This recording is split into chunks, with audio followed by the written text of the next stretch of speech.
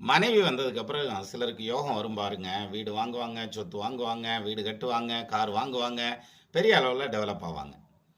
இது யாருக்கு அப்படின்னா, ஏய்யா டென்ஷனை ஏத்துற, மனைவி கட்டுறப்பயே கடனை வாங்கித்தாயா கல்யாணமே செஞ்சேன் அப்படின்னு சொல்லுவாங்க. கல்யாண கடனே ரொம்ப நாள் கட்டிக்கிட்டு இருக்கேன் அப்படிம்பாங்க. அது தனி, அதை விடுங்க.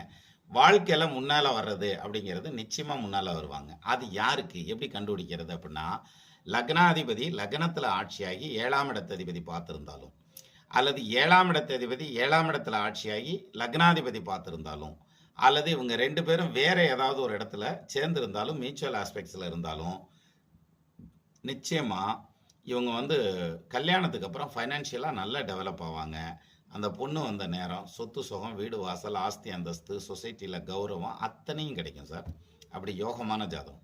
அப்போ உங்க மனைவி வந்ததுனால தான், நான் வந்ததுனால தான் அப்படின்னு அவங்க சொல்ல முடியாது. ஏன்னா மனைவின்னு ஆயிடுச்சுன்னா, குடும்பம்னு ஆயிடுச்சுன்னா, அதுக்கப்புறம் அந்த சக்சஸ் வந்துரும் உங்களுக்கு.